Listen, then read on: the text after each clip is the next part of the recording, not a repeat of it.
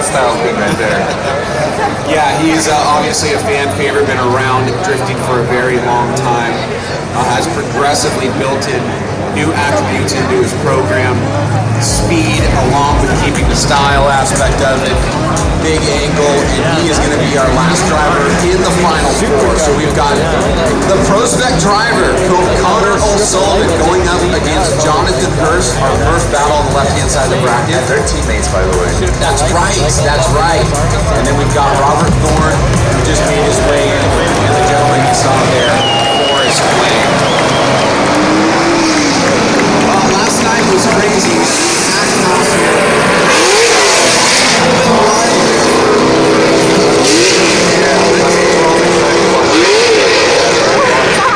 Really no space to stand or sit, and kind of stalled the show a little bit, but tonight seems like another great crowd we have here. Yeah, this is awesome. I mean, we're so, grateful and honored to be in this position right here to be able to do drifting, on real city streets as we see it. I mean, technically that part is the street over there, and that part is the street over there, and this is kind of a parking lot that they've been transformed into part of the Long Beach Grand Prix street course, but the surfaces are so different in this area of the course. I really am just amazed about how you guys are able to adapt, particularly when the conditions are not as consistent.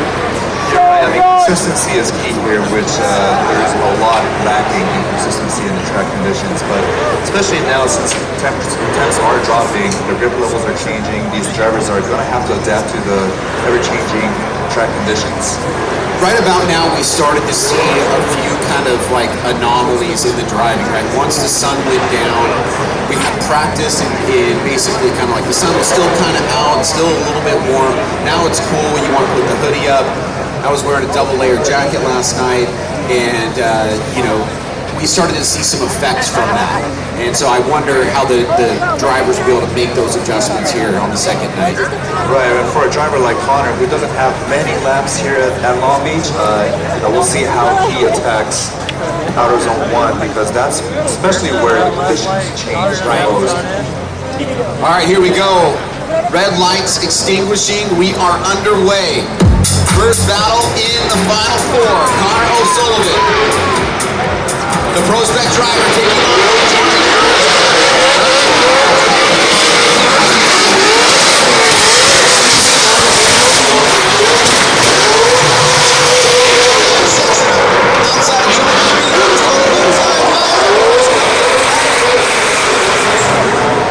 Not sure exactly what happened there. Maybe a slight bad prediction and where to transition from the touch and go pin, but take us through it. Yeah, that was a pretty decent run by Connor up front. Could have been a little bit deeper in the outer zone.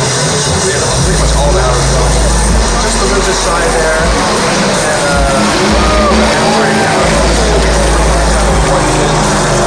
Really nice outside, but then he had an early transition towards inside, which might have thrown off first in the chase. Do you think first here is like careful, not too close, not too close? First, I don't think so. No, in terms of not wanting to misjudge where the parking I don't think so. No, yeah, I just think that was a genuine mistake by Hurst in the chase after touch and go.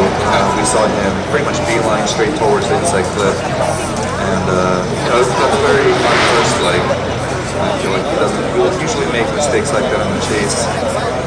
And that's why we do two runs here. So we're going to see these drivers switch positions. We saw, I guess, what you would consider to be a pretty good start there by Connor. An aggressive chase by Hurst with the mistake there towards the end. And now we get to wrap it up with the second lap. Yeah, this is really where Hurst shines up front. I mean, he's got some wild, aggressive driving techniques and styles, especially at the walls. Incredible lead runs last weekend. Especially against James. Against James Dean. Really knocked it out of the park. Continues to make a name for himself. Let's see if he can do it again here under the lights.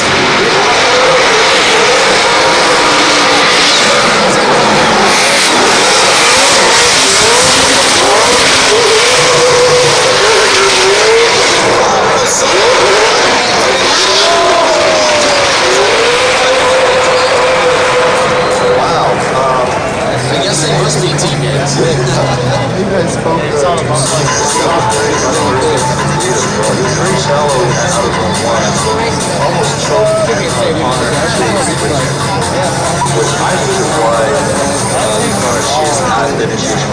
saw. Well, this would definitely be big bragging points amongst the teammates if Connor were able to pull off the upset here. Let's walk through this again, Ken, and just tell us what you think happened and what went wrong or right for either driver. Kind of a long handbrake between my first initiation and very shallow outside zone, which threw off Connor in the chase. Pretty decent job out of zone 2 and 3. And in the chase, we see Connor pretty much lining it up towards first door, and we see first in a pretty tight line that he's going to get from the one. You see a little bit of contact there. All right, so not what I think you would expect right out of the gate, but again, too, because these guys are driving together quite often, maybe you should have expected that. It was a really close battle. Both drivers with a couple mistakes here and there, and a lot for the judges to weigh. So, results coming in. Who's it going to be? Connor O'Sullivan or Jonathan Hurst? Let's see one score going in. Let's see the weight.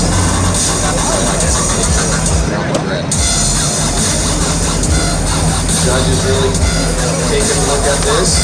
Let's see one score in.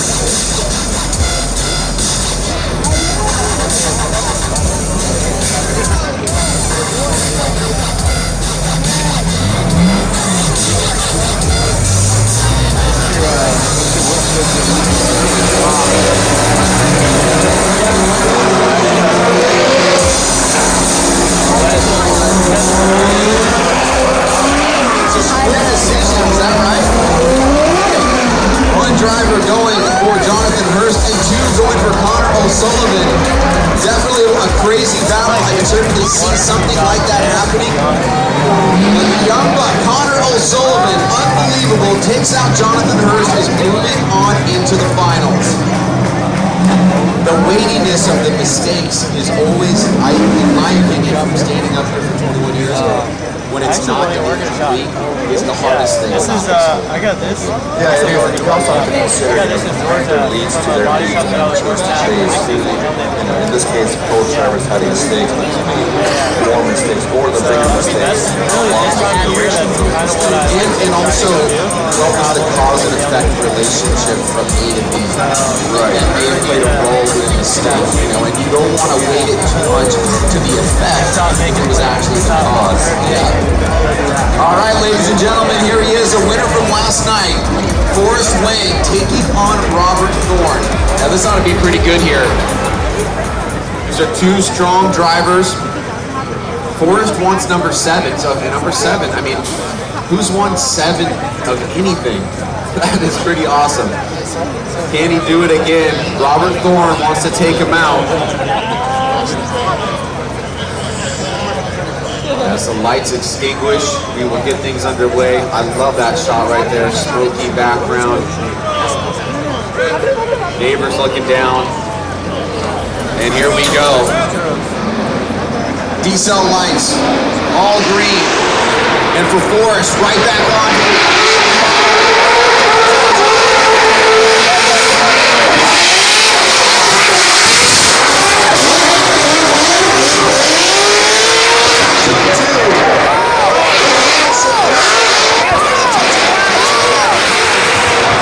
Once again, a solid lead run by Forrest Wang. We saw Thorne keeping the proximity, but he not matching the line as well as he could.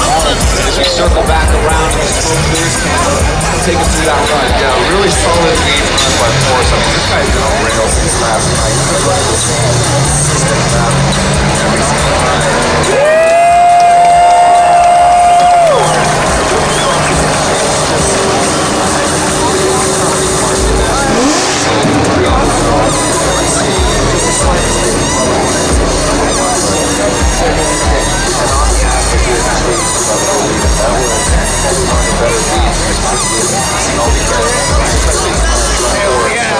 The logic of the lead run is if I give you a good lead to chase, then the expectation is that you should be able to do it. Right. And if I don't give you a good lead to chase, then I'll do the best that I can, but I'm going to try to get it out of the park.